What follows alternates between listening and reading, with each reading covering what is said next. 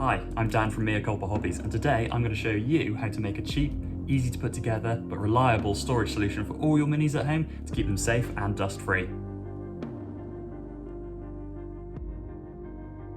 Hi Culpa family. Today I want to show you these, which are my magnetic storage boxes, which I keep all my armies in. Now, I've only got 4 here, but I think I've done about 8 of these over the years. These are the ones that I've got hidden around, easily accessible at the moment. But as you can see, they're about the right size to fit inside a wardrobe, on top of a wardrobe, just hide them around the house so people can't see them. And I think you've probably seen similar projects online, maybe even in person. But I think I've improved on those other designs in a couple of major ways that I think will benefit you as well. Now, one of the things that I think is better about this box and other ones you may have seen is this shelf you can see here. If I take off the lid, you can see I've added a shelf that's a baking tray, and that allows me to keep double as many short models in this half of the box. And then there's also room in the same box for taller models. People with standard bearers, for example, or tall monsters. And this tray can also serve as my working project. So this goes into longer storage, and I can just take this out for models that I'm still working on and have yet to finish. Having all of the bases magnetized means they're also very sturdy and secure, and nothing's going to get bumped about during storage. The bottom of the box also has a magnetic sheet, so again, all these models are held firmly to the base of the box and are not going to shift about too often. And it's an easy hobby project that, if I can do, I'm very confident that you'll be able to as well. Because I'm not particularly good with tools or DIY, but stay tuned and I'll show you how I made these. Like I said, these are really easy to make, and if you want to make one, here's what you'll need. We've got a plastic tub. I'll show you which exact one I'm using in a moment and tell you why I've chosen this one. A baking tray, a small piece of wood from any hardware store. I think this one was a bit longer when I bought it. I've used little bits of it already, and I think it was about £3. A saw, some scissors, a pencil, some self-adhesive magnetic sheets, and a drill and some drill bits. You'll also need some wood glue and some tiny screws, but links to all of these items are in the description, so please check them out. So this is the tub I chose to use. It's by a company called Wham Crystal, a 32 litre one. The reason I've chosen this is they're easy to find. You can find them both online. I find these in the Range store that's across most of the UK. It cost me about £3 or £4, really cheap, but they're also deep enough to fit your large models, like I said earlier, and deep enough to add an extra shelf so you can fit in 2 infantry layers. Another reason I chose this is this baking tray I've got here, which is from Sainsbury's, their home range baking tray, 35 centimetres. If I take this and open up my box, you'll see that it fits in exactly. And that's actually quite hard to do. I searched for a lot of different boxes and a lot of different baking trays to find ones that would fit exactly and as perfectly as these two. And this is the best fit I ever found. So you can use any box and any baking tray you like, or you can skip the baking tray section entirely. But these are the two items that I think pair together really well, and I think make this box extra special. And in this tube is my self-adhesive magnetic sheet. I bought this one from a company, if I flip it over, called the Magnet Shop.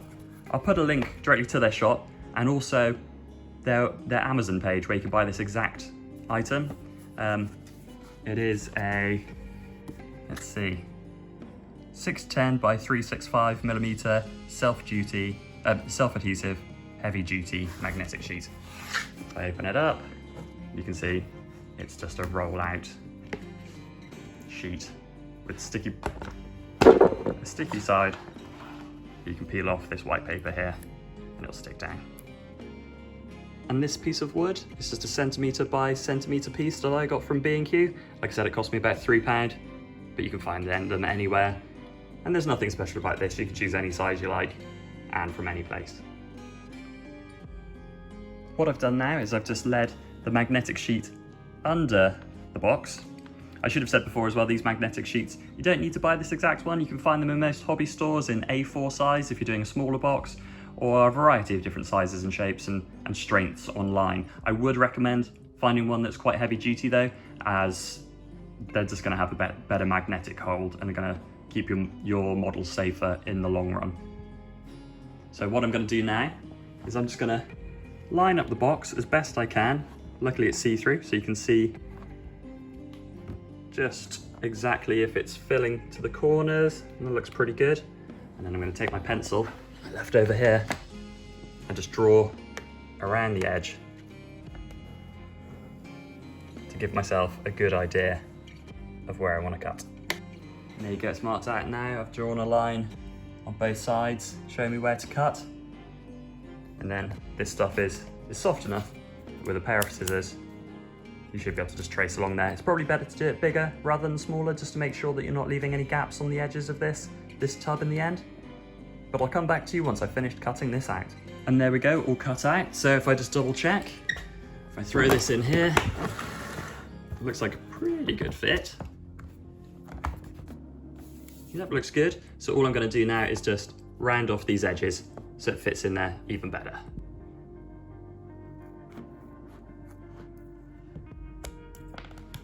Now, as you can see, I've got a few offcuts, a few bits that I didn't really need for this project. I'm going to save these. After you've done about 4 of these boxes, if you're doing ones the same size as this anyway, you'll have enough offcuts that you'll be able to cobble together enough to do a whole tub without buying another magnetic sheet. Or tomorrow, I'm going to show you how to make a portable one of these to use as a paint station. And I'll put the link to that video just here. And now I can just take this sheet, peel off the backing,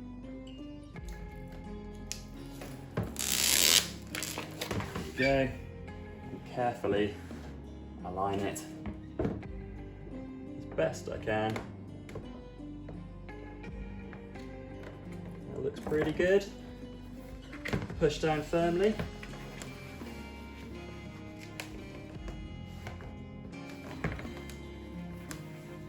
And there you go, just made your first magnetic storage tub. But if you want to take it to the next level, keep watching. Along with your offcuts, I recommend keeping this piece of paper that was the backing sheet on our magnetic roll.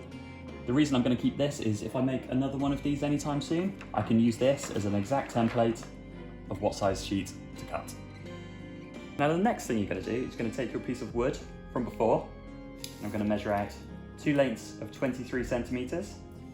It's about 9 inches for our American friends. Obviously this length may differ if you're using different boxes or different baking trays. And then I'm going to mark out a couple of smaller ones that are going to be about, let's say, 2.5 centimeters long.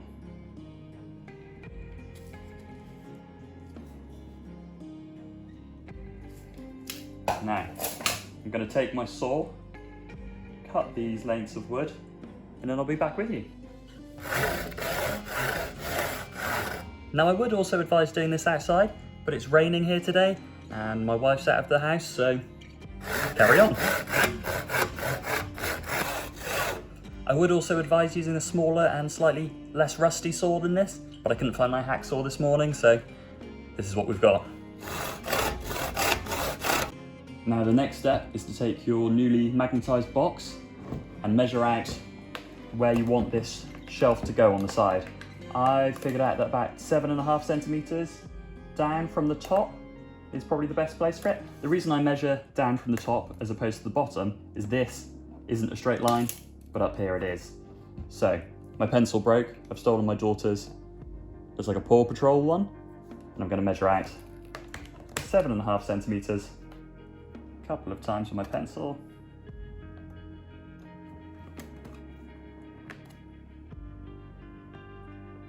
And then draw a straight line along those points you've just measured.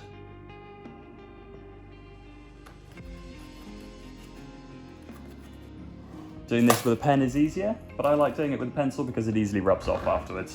And I'll just double check those measurements.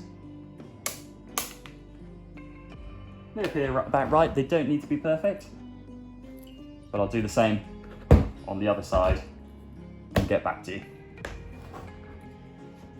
Now I'm going to take these two longer pieces of wood that I've cut, and I'm going to drill pilot holes about 1 inch into either side.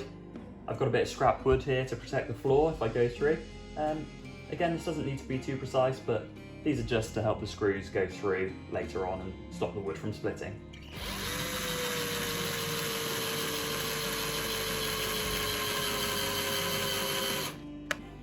The next step is to just simply take one of these longer pieces of wood, pop it inside the box and align it as best you can with the pencil mark you made previously. It's pretty hard to see my one, but it is there. And then you can take one of your screws and just drill it straight through the plastic into the hole you made in the wood. The plastic's actually soft enough that you don't actually need to drill a hole beforehand. It'll just go straight through.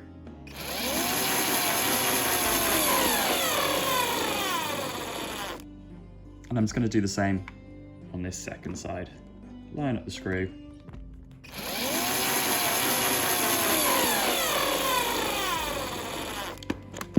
And straight through. Do charge your drill though. And there you go, simple as that. I'll just try my baking tray to see if that fits in there properly. And there you go. You've got a side for your taller models, and 2 sides for smaller models to really maximize that space. But to make sure this doesn't slip off, you can either attach magnets to the wood. What I like to do is take those 2 little pieces that we cut earlier that are 2 centimeters long. These little fellas, you'll see why we don't have to be too precise about them. Stick a blob of wood glue, good old fashioned cheap wood glue, on either side. And do this with the baking tray in so you know it's going to fit properly. And just pop those down like there. Gonna wipe off the excess quickly. This one on that side. That's not going to be the strongest in the world, but when that dries in a couple of hours, that's going to be more than strong enough to keep that tray from ever moving. And there you go, one finished project box to add to the pile. So if I open this up, I can chuck in my tool models here, my shorter ones. These are just some Sisters of Battle that I'm working on at the moment. They should all sit in there pretty easily. And even painting handles with magnets on the bottom. And these will all be pretty secure in there. I'm happy with that. I wouldn't recommend this as the best way of transporting minis. For that, why not check out this review here of a great magnetic case that I use. But I found this is a very cheap, very easy to make way of keeping your models secure while in storage at home. And if you're using Citadel paints, you can even get one of these, which is one of their paint storage racks. I think it costs about 2 for £10 or something on the Games Workshop site. I've magnetized the bottom with some of those offcuts from the project earlier. And now I can even keep the paints I need on here. And if you want to go even further, I've got a cheap brush case here that again I've magnetized with offcuts.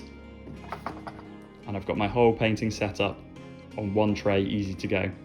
It's also worth mentioning, if you don't need that extra space for large models on one side, you can quite easily build a set that has 2 removable baking trays in there. Like so. I've even magnetized my dice for my Blood Bowl set. And there you go, it was as easy as that. Probably took me maybe 15 minutes to do one of these boxes, but now I've got homes for all of my models, plus plenty more. I also use these same tubs for my terrain storage, for my boxed games. Everything that needs a home can find one in this setup. Now, please do check out my other videos that I've mentioned throughout this. If you have any questions, or if you just found this useful, please do like or comment, and any subscriptions really do help the channel grow. So, thanks for joining me again. I've been Dan Culpa from Culpa Hobbies, and hopefully see you next time.